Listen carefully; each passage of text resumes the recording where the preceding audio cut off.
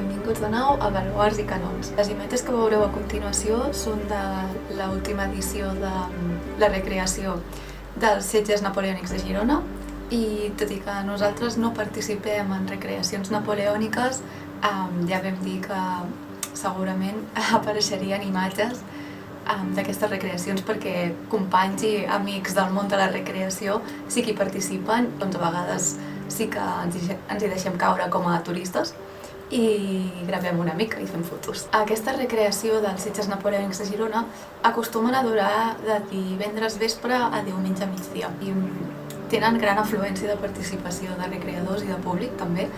L'únic que amb el tema de la pandèmia pel mig i les restriccions aquest any es va haver de fer de forma més reduïda.